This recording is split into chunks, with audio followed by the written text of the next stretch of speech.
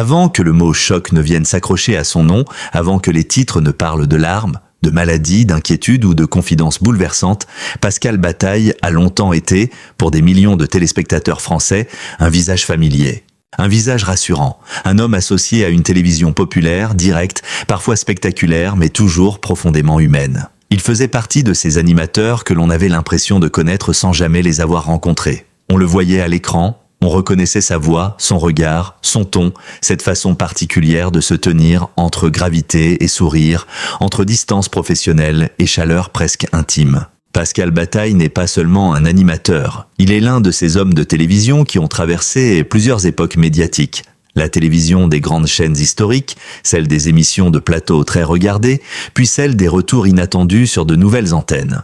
À ses côtés, Laurent Fontaine a souvent été bien plus qu'un collègue. Il a été un partenaire, un complice, parfois un miroir, parfois un contrepoint. Leur duo est devenu une sorte de marque émotionnelle dans le paysage audiovisuel français. En particulier grâce à Y a que la vérité qui compte, émission qui a marqué durablement le public par ses confrontations, ses révélations, ses retrouvailles, ses silences et ses larmes. Pour comprendre pourquoi une triste nouvelle concernant Pascal Bataille peut toucher autant de personnes, il faut d'abord comprendre ce qu'il représente. Il appartient à une génération d'animateurs qui n'étaient pas seulement des présentateurs, mais des passeurs d'histoire. Leur rôle consistait à ouvrir une porte, à installer une tension, à laisser entrer une personne, un secret, une vérité longtemps retenue. Dans cette mécanique télévisuelle, Pascal Bataille avait une place particulière. Il savait regarder sans brusquer, interroger sans écraser, accompagner sans trop occuper l'espace. C'est peut-être cette retenue, justement, qui a construit son image. Derrière l'homme d'écran, il y a pourtant un parcours plus complexe, fait de travail, de risques, de succès, de critiques et de retours. Avec Laurent Fontaine, Pascal Bataille a commencé à s'imposer dans le paysage médiatique dès les années 1990. Les deux hommes ont collaboré sur plusieurs projets télévisés, notamment autour de TF1, avant de devenir l'un des binômes les plus identifiables de la télévision française. Leur association n'a jamais reposé uniquement sur une ressemblance. Au contraire, leur force venait de leur contraste. Laurent Fontaine était souvent perçu comme plus mobile, plus joueur, parfois plus expansif. Pascal Bataille, lui, incarnait davantage une forme de stabilité, de solidité, presque de gravité tranquille. Ce contraste a donné naissance à une dynamique rare. Beaucoup de duos télévisés fonctionnent pendant quelques saisons, puis s'essoufflent. Eux ont traversé les années, ils ont connu des sommets, des pauses, des tensions, des incompréhensions, mais aussi des retrouvailles.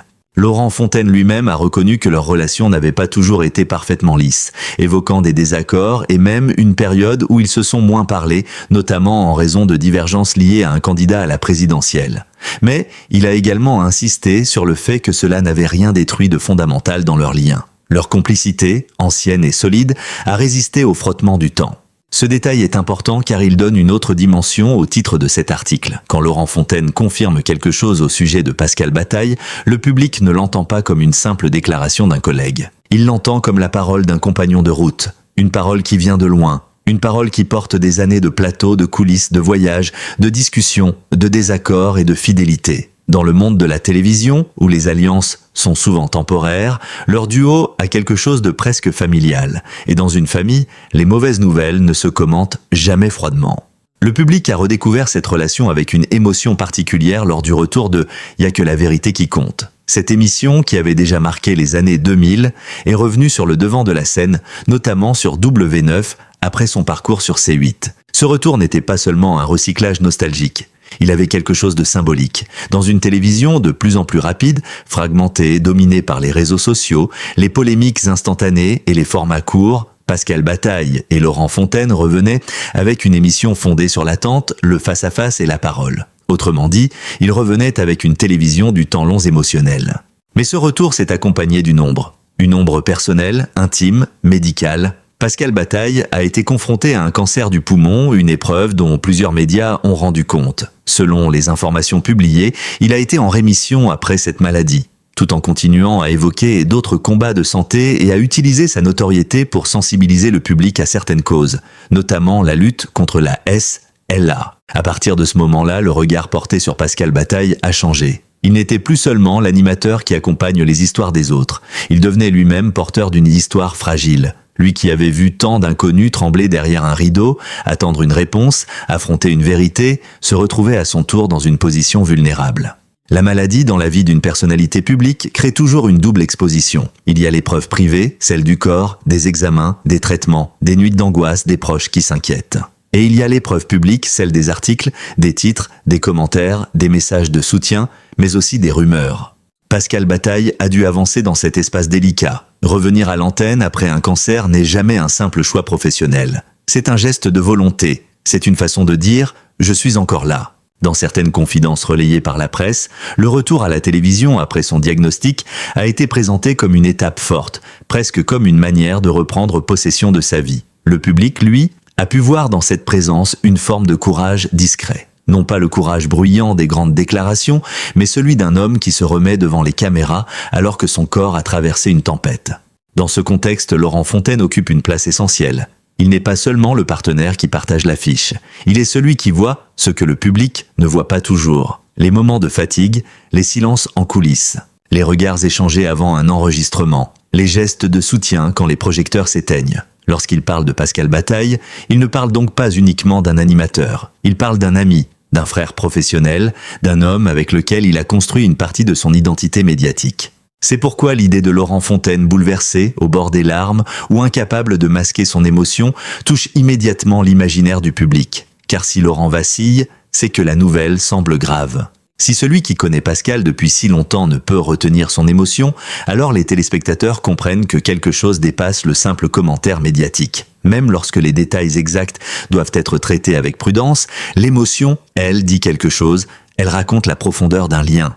Pourtant, réduire Pascal Bataille à la maladie serait une erreur. Son histoire ne commence pas avec un diagnostic. Elle commence avec une carrière, une ambition, une vision de la télévision. Elle commence avec cette capacité à comprendre que les Français ne regardent pas seulement la télévision pour être informés ou divertis, mais aussi pour reconnaître leurs propres blessures dans celles des autres. Il n'y a que la vérité qui compte a fonctionné parce qu'elle offrait une scène aux émotions ordinaires. Regrets, amours perdus, secrets familiaux, demandes de pardon, retrouvailles impossibles. Pascal Bataille et Laurent Fontaine y jouaient un rôle de médiateur. Ils n'étaient pas les héros de l'histoire, mais ils rendèrent l'histoire possible. Ce rôle demande plus de finesse qu'on ne l'imagine. Il faut savoir créer de la tension sans tomber dans la cruauté. Il faut laisser parler sans perdre le rythme. Il faut accompagner la larme sans l'exploiter trop visiblement. Bien sûr, l'émission a pu être critiquée. Certains y ont vu une télévision trop émotionnelle, trop mise en scène, trop proche du spectacle intime. Mais son succès dit aussi quelque chose de puissant. Le public avait besoin de ces moments où la parole longtemps retenue trouvait enfin un espace. Pascal Bataille, dans cette mécanique, incarnait souvent une forme de calme. Son visage pouvait rester grave alors que la situation devenait explosive. Il savait donner au silence une place réelle. Et ce silence, dans une émission fondée sur la révélation, était parfois plus fort que les mots. C'est peut-être là que se trouve une partie de son talent, dans sa capacité à ne pas tout envahir. Dans un univers médiatique où beaucoup cherchent à briller, lui savait parfois s'effacer pour laisser l'émotion prendre le centre. Mais la vie médiatique est rarement tendre avec ceux qui durent. Les modes changent, les chaînes changent, les publics se déplacent. Les émissions cultes deviennent parfois des souvenirs, puis reviennent sous une autre forme. Pascal Bataille et Laurent Fontaine ont dû affronter ces cycles. Ils ont connu la gloire d'une télévision très regardée, puis les périodes plus incertaines où il faut se réinventer. Leur retour sur W9 a montré qu'ils conservaient une force d'attraction, mais aussi que leur histoire n'était pas figée dans le passé. Le duo pouvait encore parler à une génération qui n'avait pas forcément vécu l'âge d'or de leur émission. Ce retour a également révélé une autre vérité. Le public ne s'attache pas seulement au programme, il s'attache au visage. Quand une émission revient avec ses animateurs historiques, ce n'est pas la même chose qu'un simple reboot.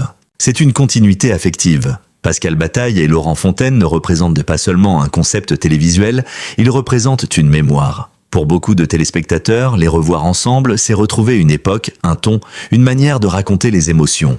C'est précisément pour cela que toute nouvelle inquiétante concernant Pascal Bataille résonne au-delà de la rubrique People. Elle touche une mémoire collective. Elle rappelle que les figures familières vieillissent, tombent malades, traversent des peurs, deviennent grands-pères, parlent de rémission, s'engagent pour des causes. En février 2026, Pascal Bataille a d'ailleurs partagé publiquement sa joie d'être devenu grand-père. Un moment tendre qui a été relayé par la presse et qui a donné une image lumineuse de l'animateur au milieu des combats de santé. Cette image est forte. Un homme qui a connu la maladie, qui revient à la télévision, qui continue de travailler et qui tient dans ses bras une nouvelle génération. La vie, malgré tout, continue. Elle continue avec ses contradictions, la peur et la joie, la fatigue et le sourire, la fragilité et la transmission. Pascal Bataille apparaît alors non plus seulement comme une personnalité publique, mais comme un homme au croisement de plusieurs combats. Le combat pour sa santé, le combat pour rester présent, le combat pour continuer à porter une parole utile. Dans les coulisses de cette trajectoire, Laurent Fontaine demeure le témoin principal. Leur relation, faite d'amitié, de disputes, de fidélité et de complicité, donne à chaque déclaration une charge particulière. On ne parle pas ici d'un commentaire promotionnel. On parle d'un lien construit sur plusieurs décennies. Et lorsque les années s'accumulent, les émotions deviennent plus difficiles à cacher. Les hommes qui ont ri ensemble pendant 40 ans savent aussi ce que signifie trembler ensemble. Il est une figure de la télévision française, un animateur populaire, un homme de duo, un professionnel qui a traversé les époques, mais aussi un être humain confronté à la vulnérabilité. Derrière le choc annoncé, il y a toute une histoire. Derrière les larmes de Laurent Fontaine, il y a une fidélité. Derrière la tristesse du public, il y a des années de rendez-vous télévisés, de souvenirs, d'émotions partagées. Et c'est seulement après avoir compris cela que l'on peut entrer dans le cœur du sujet, ce moment où la carrière, l'amitié et la maladie se rejoignent, où le compagnon de toujours ne parle plus seulement comme animateur, mais comme frère de route. Que s'est-il réellement passé pour que l'émotion devienne si forte, et pourquoi la parole de Laurent Fontaine a-t-elle bouleversé ceux qui suivent Pascal Bataille depuis tant d'années? Que s'est-il réellement passé pour que l'émotion devienne si forte autour de Pascal Bataille? Pourquoi la parole de Laurent Fontaine, simple en apparence, a-t-elle pris une telle ampleur dans l'esprit du public? Pour répondre, il faut revenir à ce que représente leur lien. Il ne s'agit pas seulement d'un duo télévisé reformé pour les besoins d'une émission. Il s'agit d'une histoire humaine, professionnelle et affective, construite sur des années de complicité, de succès, de doute et de fidélité. Pascal Bataille et Laurent Fontaine ont longtemps été associés à une télévision de l'émotion. Mais aujourd'hui, l'émotion ne vient plus seulement des anonymes qu'ils recevaient sur un plateau. Elle vient d'eux.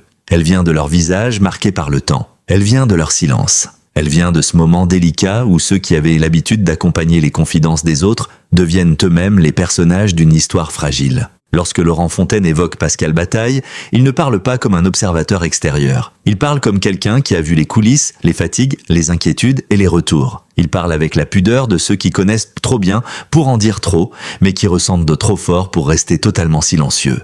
C'est cette tension qui rend ces mots bouleversants. On devine derrière chaque phrase une inquiétude plus profonde, une affection ancienne, une peur que l'on ne formule pas entièrement. Dans le monde du spectacle, les mauvaises nouvelles sont souvent transformées en titres spectaculaires. Elles circulent mieux vite, parfois trop vite. Un mot devient une alerte, une confidence devient une rumeur, une émotion devient un drame national. Mais dans le cas de Pascal Bataille, la tristesse ressentie par le public ne vient pas uniquement d'un titre fort. Elle vient du parcours de l'homme, de son combat récent contre la maladie et de cette impression que la vie, soudain, rappelle sa dureté à quelqu'un qui avait tant accompagné les blessures des autres. Car Pascal Bataille a déjà traversé une épreuve majeure, celle du cancer du poumon. Une telle maladie ne laisse jamais une vie intacte, même lorsque la rémission est annoncée, même lorsque le sourire revient, même lorsque les projets reprennent, quelque chose change. Le corps garde la mémoire du combat. L'entourage aussi, les proches vivent autrement les absences, les rendez-vous médicaux, les signes de fatigue, et lorsqu'un ami de longue date comme Laurent Fontaine se montre ému, le public comprend instinctivement que cette émotion n'est pas fabriquée. Il y a, dans ce genre de moment, une vérité que la télévision ne peut pas entièrement mettre en scène, la peur de perdre quelqu'un. Cette peur n'a pas besoin d'être exprimée brutalement pour être comprise. Elle peut apparaître dans un regard, dans une voix qui se brise, dans une phrase interrompue. Laurent Fontaine, habitué aux caméras, sait pourtant contrôler son image. S'il vacille, même brièvement, cela signifie que l'émotion est plus forte que le réflexe professionnel. Le plus frappant est peut-être ce renversement des rôles. Pendant des années, Pascal Bataille et Laurent Fontaine ont accueilli des hommes et des femmes venus révéler une vérité cachée. Ils savaient installer l'attente, ménager le suspense, poser les bonnes questions. Ils étaient les maîtres d'un dispositif où la parole intime devenait spectacle. Mais cette fois, ce sont eux qui se retrouvent au centre d'une attente, ce sont eux que le public observe, ce sont leurs réactions que l'on scrute, ce sont leurs silences que l'on interprète. Cette inversion donne à l'histoire une intensité particulière. Pascal Bataille n'est pas un inconnu dont on découvre soudain l'existence à travers une nouvelle inquiétante. Il est un homme que des millions de personnes ont vu grandir, vieillir, partir, revenir. Il a occupé une place familière dans les salons français. Pour certains, il est associé aux soirées de télévision en famille. Pour d'autres, il représente une époque où les émissions populaires osaient encore prendre le temps d'un face-à-face. Cette familiarité crée une forme d'attachement collectif. Alors, lorsque la santé de Pascal Bataille est évoquée, l'inquiétude dépasse la curiosité médiatique. Elle devient presque personnelle. Les téléspectateurs se souviennent de son calme, de son sérieux, de son sourire discret. Ils se rappellent les moments où il semblait tenir le plateau comme on tient une pièce fragile. Le voir aujourd'hui confronté à la vulnérabilité humaine réveille une émotion sincère, car les figures de télévision donnent parfois l'illusion d'être immuables. On les croit toujours là, disponibles, inchangées. Puis un jour, la maladie rappelle qu'elles sont aussi mortelles que nous. Dans cette histoire, Laurent Fontaine joue le rôle du témoin. Son émotion fonctionne comme une confirmation humaine, non seulement d'une situation difficile, mais surtout d'un lien profond. Il ne confirme pas seulement une information, il confirme que Pascal Bataille compte. Il confirme que derrière les caméras, il existe une amitié réelle. Il confirme que les années de télévision ne se résument pas à des contrats, des audiences ou des décors. Elles peuvent aussi créer des liens qui résistent au temps. Ce lien n'a pas toujours été parfait. Comme toutes les relations longues, il a connu des tensions, des périodes de distance, des désaccords, des incompréhensions. Mais c'est peut-être justement ce qui le rend crédible. Une amitié sans faille apparente ressemble parfois à une image trop lisse. Une amitié qui a traversé des désaccords, elle, paraît plus vraie. Pascal Bataille et Laurent Fontaine ont eu leurs différences, mais ils ont continué à être associés dans l'esprit du public. Leur duo a survécu aux modes, aux chaînes, aux changements de carrière et aux blessures d'ego.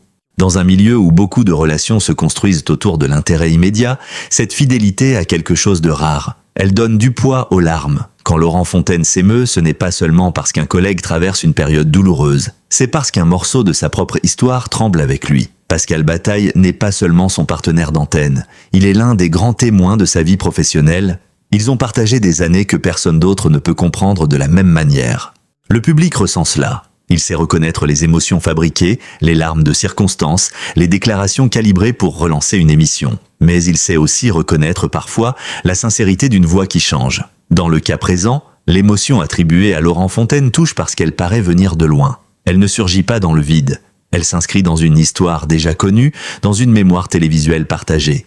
Il faut également souligner une dimension plus profonde. Pascal Bataille est devenu, malgré lui, le symbole d'une génération médiatique confrontée au passage du temps. Les animateurs des années 1990 et 2000 ont longtemps incarné une télévision puissante, populaire, presque souveraine. Ils semblaient installés dans une forme de permanence. Aujourd'hui, beaucoup d'entre eux parlent de santé, de reconversion, de souvenirs, de transmission. Leur vieillissement est aussi celui d'un certain monde télévisuel. Lorsque Pascal Bataille évoque ces épreuves, c'est toute une époque qui semble devenir plus fragile. Ce phénomène explique pourquoi les réactions du public sont souvent si intenses. Il ne s'agit pas seulement de Pascal Bataille en tant qu'individu, il s'agit de ce qu'il réveille chez ceux qui l'ont suivi. Le temps qui passe, les souvenirs d'enfance ou d'adolescence, les soirées devant la télévision, les émissions que l'on regardait avec ses parents, les visages familiers qui soudain rappellent que rien ne reste intact. Dans cette perspective, la tristesse autour de Pascal Bataille devient aussi une tristesse collective face au temps. Et pourtant, il ne faudrait pas réduire cette histoire à la mélancolie. Pascal Bataille demeure un homme de combat. Son retour à l'antenne après la maladie a montré une volonté forte de ne pas disparaître derrière son diagnostic. Il a choisi de continuer, de travailler, de parler, de se montrer. Cela demande une énergie considérable. Dans un univers où l'image compte autant, revenir après une épreuve physique est un acte courageux. Il faut accepter que les autres vous regardent autrement. Il faut accepter les questions, les inquiétudes, parfois les maladresses. Il faut supporter d'être perçu non plus seulement comme un professionnel, mais comme un survivant. Cette position est difficile, le public veut soutenir mais il peut aussi enfermer. Une personnalité malade devient vite la personnalité malade, comme si toute son identité se résumait à cette épreuve. Pascal Bataille, lui, a toujours été plus que cela. Il est producteur, animateur, entrepreneur, figure médiatique, père, grand-père, ami, partenaire de télévision. La maladie a marqué son histoire, mais elle ne l'a pas effacée. C'est aussi ce que Laurent Fontaine semble rappeler par son émotion. Derrière l'inquiétude, il y a encore un homme debout. Laurent Fontaine, en laissant apparaître ses larmes, rappelle que la télévision n'est pas seulement une machine à images. Elle est aussi faite de relations réelles. Les duos qui durent ne sont pas des constructions purement commerciales. Ils portent des souvenirs, des blessures, des réconciliations, des secrets et des fidélités. Lorsque l'un souffre, l'autre ne peut pas toujours rester parfaitement droit face à la caméra. Cette émotion révèle également quelque chose du public français, son attachement aux figures populaires. On critique souvent la télévision, ses excès, ses mises en scène, ses nostalgies. Mais lorsque l'un de ces visages familiers est fragilisé, une tendresse collective réapparaît. Les gens écrivent, commentent, se souviennent, partagent des extraits, évoquent les émissions d'autrefois. Pascal Bataille devient alors plus qu'un animateur, il devient un repère affectif. Dans cette période délicate, la prudence reste nécessaire. Les mots « triste nouvelle » peuvent recouvrir plusieurs réalités. Il ne faut jamais transformer l'inquiétude en certitude ni l'émotion en verdict. Mais il est possible de dire une chose avec force. L'histoire de Pascal Bataille touche parce qu'elle réunit 3 éléments puissants. La maladie, l'amitié et la mémoire télévisuelle. Ces 3 éléments, ensemble, expliquent pourquoi Laurent Fontaine apparaît si bouleversé et pourquoi le public suit cette situation avec autant d'attention.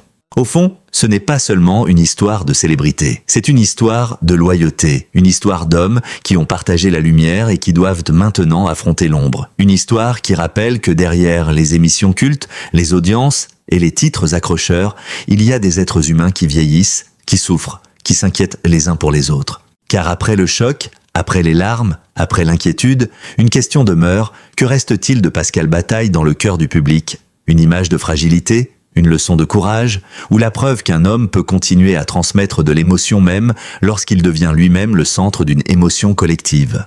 Après le choc, après les larmes et après l'inquiétude, il reste une question essentielle. Que représente encore Pascal Bataille dans le cœur du public français? Est-il seulement l'animateur d'une émission culte? Est-il uniquement cet homme courageux qui a traversé la maladie avec dignité? Ou incarne-t-il quelque chose de plus profond, quelque chose qui dépasse le simple cadre de la télévision?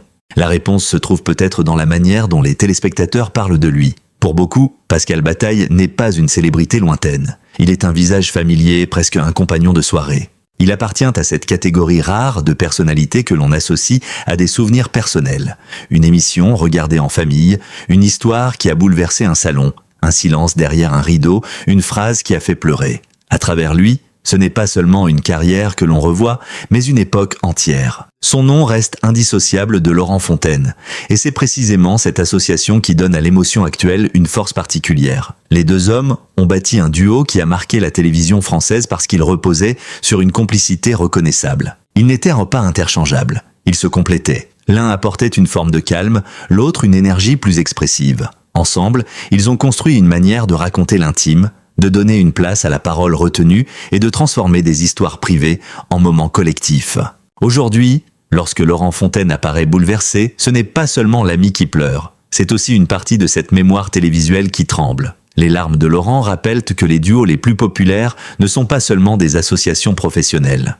Ils deviennent, avec le temps, des liens humains profonds. Ils portent les succès, les critiques, les disputes, les réconciliations et les années passées côte à côte. Face à l'épreuve, cette histoire commune ressort avec une intensité que personne ne peut réellement fabriquer. Pascal Bataille, de son côté, apparaît comme un homme qui refuse d'être réduit à la fragilité. Son parcours récent a montré qu'il ne voulait pas disparaître derrière la maladie ni laisser l'inquiétude définir entièrement son image.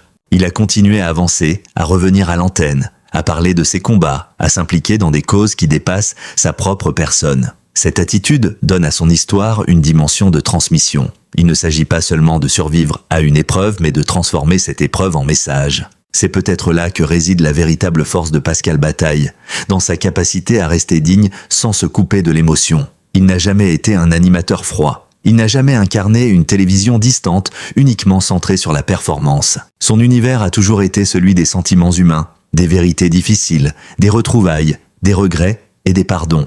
Aujourd'hui, sa propre vulnérabilité donne une nouvelle profondeur à cette image. Celui qui écoutait les douleurs des autres sait désormais, plus que jamais, ce que signifie traverser la peur. Le public le ressent, et c'est pourquoi la tristesse liée à son nom n'est pas seulement une réaction passagère à un titre alarmant. Elle vient d'un attachement ancien. Elle vient du respect pour un homme qui a marqué le petit écran sans chercher constamment à faire parler de lui. Elle vient aussi de cette tendresse particulière que l'on éprouve pour les visages qui ont accompagné notre vie pendant des années. Lorsque ces visages sont touchés par l'épreuve, une partie de notre propre mémoire semble se fragiliser. Mais cette histoire ne doit pas se terminer uniquement sur l'inquiétude. Elle doit aussi rappeler la valeur d'un parcours. Pascal Bataille a connu la lumière, les audiences, les critiques, les retours, les silences, les combats personnels. Il a traversé des décennies de télévision sans perdre totalement ce qui faisait sa singularité, une forme de sérieux humain. Dans un monde médiatique souvent pressé, il a continué à incarner l'idée qu'une histoire personnelle mérite d'être écoutée jusqu'au bout. Laurent Fontaine, en confirmant son émotion, rappelle lui aussi une vérité simple. Derrière les carrières publiques, il existe des amitiés réelles, des liens qui résistent au temps, des relations qui ne s'effacent pas lorsque les caméras s'éteignent. Les larmes d'un homme habitué au plateau peuvent parfois dire plus qu'un long discours. Elles disent l'inquiétude, la loyauté, la gratitude et peut-être aussi la peur de voir vaciller un compagnon de route. Alors, que faut-il retenir de cette triste nouvelle concernant Pascal Bataille? D'abord, qu'elle touche parce qu'elle parle d'un homme aimé du public. Ensuite, qu'elle bouleverse parce qu'elle révèle la profondeur d'un lien entre deux figures emblématiques de la télévision française. Enfin, qu'elle rappelle une évidence que l'on oublie trop souvent. Les célébrités que nous regardons depuis des années ne sont pas seulement des images. Ce sont des êtres humains, avec leurs douleurs, leurs espoirs, leurs blessures et leurs combats. Pascal Bataille demeure aujourd'hui une figure respectée parce qu'il a su marquer la télévision sans jamais totalement se confondre avec le bruit médiatique. Son histoire récente entre maladie, retour à l'écran, soutien du public et émotion de Laurent Fontaine montre que certains parcours continuent de toucher même lorsque les projecteurs deviennent plus faibles. Il y a des carrières que l'on mesure en audience et il y a des présences que l'on mesure en souvenirs. Pascal Bataille appartient à cette seconde catégorie. Dans le regard de Laurent Fontaine, dans l'émotion du public, dans les messages de soutien et dans les souvenirs que son nom réveille, on comprend que Pascal Bataille n'a pas seulement animé des émissions. Il a accompagné des fragments de vie. Il a donné une place aux vérités cachées, aux mots retenus et aux émotions que beaucoup n'osaient pas exprimer. Aujourd'hui, c'est à son tour de recevoir cette attention, cette bienveillance et cette reconnaissance. Et si cette histoire nous touche autant, c'est peut-être parce qu'elle nous rappelle que la télévision, lorsqu'elle est portée par des visages sincères, peut devenir une mémoire commune. Pascal Bataille et Laurent Fontaine ont fait partie de cette mémoire. Ils ont fait rire, pleurer, attendre, espérer. Ils ont donné à des anonymes la possibilité de dire ce qui pesait sur leur cœur. Et maintenant, c'est le public qui regarde Pascal Bataille avec émotion, respect et inquiétude. Le temps passe, les émissions changent, les chaînes évoluent, mais certaines présences restent. Pascal Bataille fait partie de ces présences. Sa fragilité actuelle ne diminue pas son héritage, elle le rend plus humain encore. Et les larmes de Laurent Fontaine ne sont pas seulement celles d'un ami bouleversé. Elles sont le symbole d'une fidélité rare dans le monde de la télévision. Alors, continuons à suivre cette histoire avec respect, prudence et humanité. Soutenons ceux qui nous ont accompagnés pendant tant d'années, non pas avec des rumeurs, mais avec de la bienveillance. Et si vous souhaitez ne manquer aucune nouvelle sur Pascal Bataille, Laurent Fontaine et les grandes figures qui ont marqué la télévision française, pensez à vous abonner à la chaîne, à activer la cloche de notification et à nous rejoindre pour les prochaines analyses consacrées aux célébrités, à leur parcours, à leurs combats et aux vérités qui se cachent derrière la lumière des projecteurs.